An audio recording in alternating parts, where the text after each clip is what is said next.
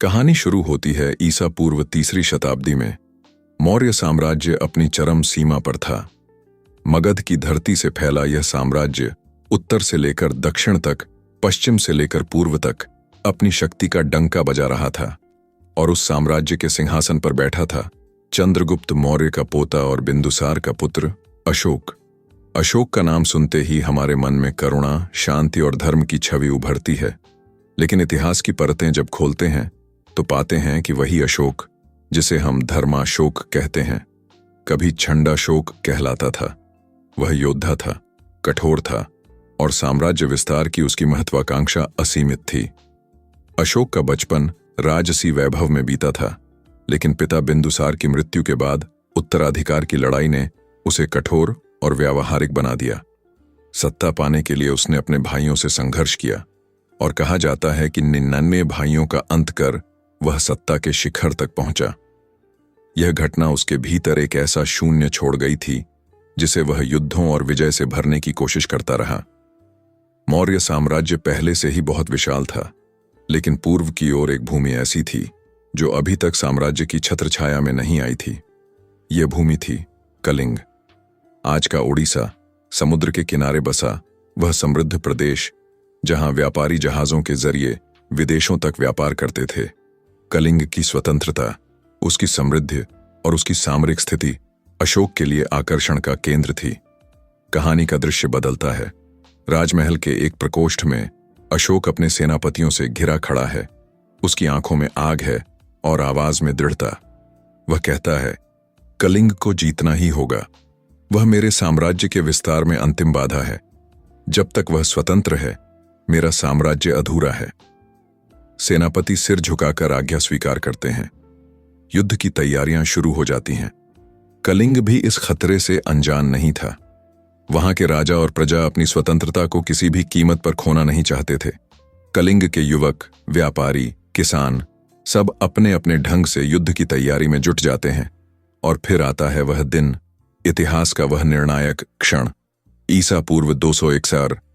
गंगाधार किनारे युद्ध भूमि सज चुकी है। एक ओर मौर्य साम्राज्य की विशाल सेना, हाथियों की गड़गड़ाहट, घोड़ों की टापें, लाखों सैनिकों का हुजूम। दूसरी ओर संख्या में कम लेकिन साहस में अद्वितीय कलिंग की सेना। युद्ध का शंखनाद होता है। दोनों सेनाएं भिड़ जाती हैं। भाले, तलवारें, धनुष बाण हवा में तैरने लगते हैं। युद्ध भूमि पर मानो प्रलय उतर आता है। सैनिकों के साथ साथ कलिंग की स्त्रियां और युवक भी लहूलुहान होकर अपनी धरती की रक्षा में डटे रहते हैं। अशोक रथ पर खड़ा युद्ध भूमि का संचालन कर रहा है। उसके चेहरे पर विजय का विश्वास है। लेकिन धीरे धीरे युद्ध की विभीषिका अपनी भयावहता दिखाने लगती है। हजारों शव धरती पर बिछ जाते हैं। रक्त से गंगा की धाराएं लाल हो जाती हैं। चीखें, कराहें और टूटते जीवन। यह दृश्य किसी नरक से कम नहीं। युद्ध कई दिनों तक चलता है। अंततः अशोक की सेना कलिंग को रौंद डालती है। कलिंग पर विजय मिल जाती है। लेकिन यह विजय केवल अशोक की थी, कलिंग की नहीं। क्योंकि इस विजय की कीमत थी। 1 लाख से अधिक लोग मारे गए, 50,000 से अधिक लोग बंदी बना लिए गए और न जाने कितने लोग अपने घर, परिवार और आश्रय खो बैठे। विजय के बाद अशोक रथ पर सवार होकर युद्ध भूमि का निरीक्षण करने निकलता है। चारों ओर शवों का अंबार, जलते हुए घर, अनाथ बच्चे, विलाप करती स्त्रियां। और तभी उसका सामना होता है एक बूढ़ी स्त्री से जो अपने बेटे के शव से लिपटी रो रही है। वह अशोक को देखती है। उसकी आंखों से आंसू नहीं, आग झलकती है। वह कहती है, राजन, यह है तुम्हारी विजय। हमारे बच्चों का रक्त, हमारे घरों का विनाश। यही तुम्हारा साम्राज्य है। तुम्हें यह धरती शाप देगी। अशोक सुनकर स्तब्ध रह जाता है। उसका सीना भारी हो उठता है। वह आगे बढ़ता है तो देखता है कि घायल सैनिक कराह रहे हैं। बच्चे अपने मां बाप को पुकार रहे हैं और धरती रक्त से भीग चुकी है। उस रात अशोक अपने शयनकक्ष में सो नहीं पाता। युद्ध की छवियां उसकी आंखों के सामने बार बार आती रहती हैं।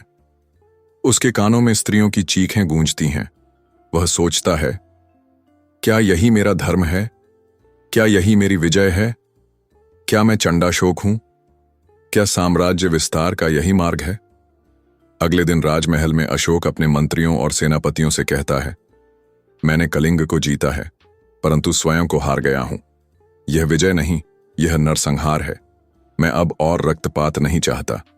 मेरे जीवन का मार्ग अब बदलना होगा।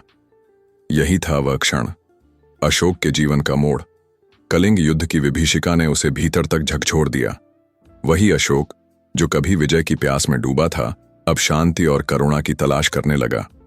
धीरे धीरे अशोक का झुकाव बुद्ध के उपदेशों की ओर होने लगा। राजमहल में आए भिक्षुओं से वह प्रश्न पूछता, जीवन का सार क्या है? हिंसा का अंत कब होगा? क्या शक्ति ही सब कुछ है या सच्चा साम्राज्य किसी और रूप में है? भिक्षु उसे बताते, राजन, सच्चा साम्राज्य तलवार से नहीं, धर्म से चलता है। बुद्ध ने करुणा और अहिंसा का मार्ग दिखाया है। जो दूसरों का दुख समझे वही महान है। अशोक की आंखें भर आती हैं। उसके भीतर पश्चाताप का सागर उमड़ पड़ता है। वह सोचता है, यदि बुद्ध का मार्ग ही सत्य है तो मुझे उसी पर चलना होगा। मेरी आत्मा तभी शांति पाएगी। और यहीं से शुरू होता है अशोक के जीवन का दूसरा अध्याय। कलिंग युद्ध की विभीषिका ने सम्राट अशोक को भीतर तक झकझोर दिया था। वह अशोक जो कभी तलवार और रक्त के सहारे अपनी शक्ति साबित करना चाहता था, अब अपने ही मन की अदालत में दोषी ठहर चुका था। उसका साम्राज्य तो विजयी हुआ था, पर उसकी आत्मा पराजित थी। महल की दीवारों के बीच सोने चांदी के सिंहासन पर बैठे हुए भी वह चैन से सांस नहीं ले पा रहा था। उसकी रातें जागते हुए बीतती थीं। हर रात उसे वही शवों का अंबार, वही बच्चों की पुकारें और वही शाप देती स्त्रियां दिखाई देती। एक दिन जब अशोक अपने उदास मन से राजप्रासाद के उद्यान में टहल रहा था, तभी उसकी भेंट एक बौद्ध भिक्षु से हुई। साधारण वस्त्रों में लिपटा, शांत चेहरा, गहरी आंखें, उस भिक्षु की उपस्थिति ही अलग थी। अशोक ने उससे पूछा, क्या तुमने युद्ध भूमि की चीखें नहीं सुनी? क्या तुमने अपने चारों ओर दुख और पीड़ा नहीं देखी?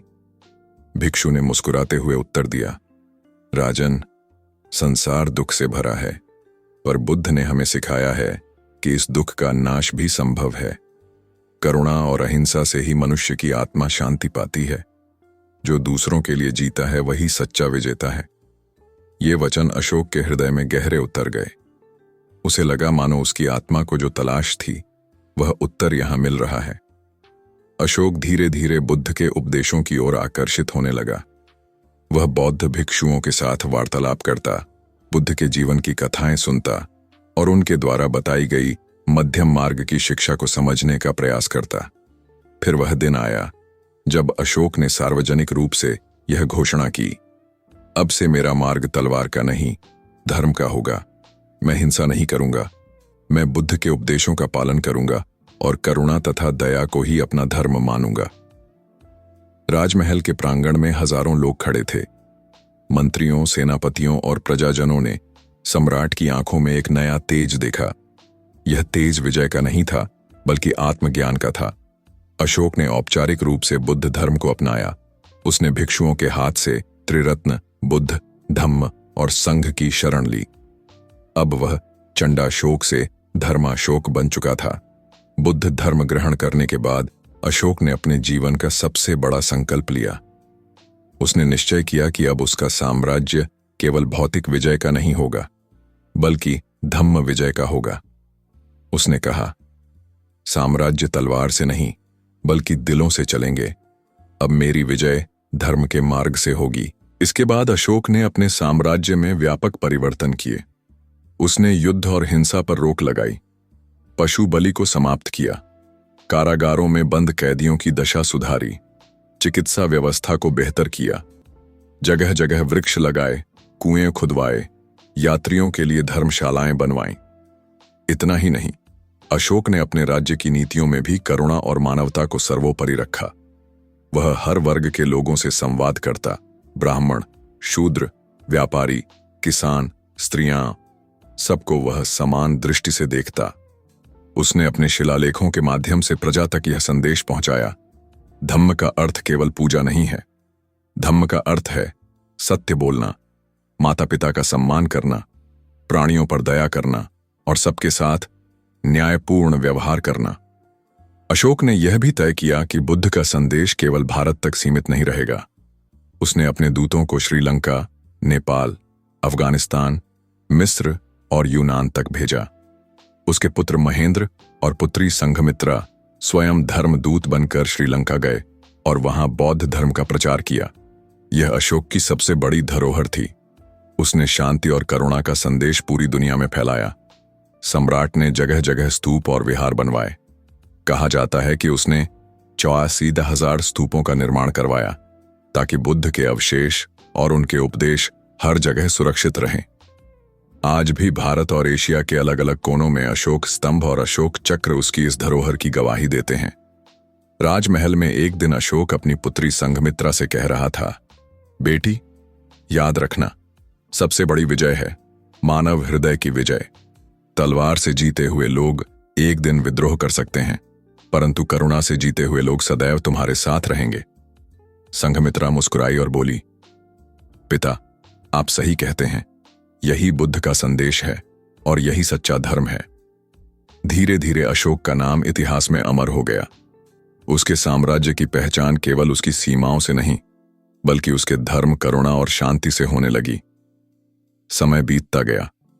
वृद्धावस्था में अशोक अपने महल की खिड़की से बाहर देखते हुए अक्सर सोचता था, कलिंग युद्ध मेरी सबसे बड़ी भूल थी, पर वही भूल मेरे जीवन की सबसे बड़ी सीख बन गई।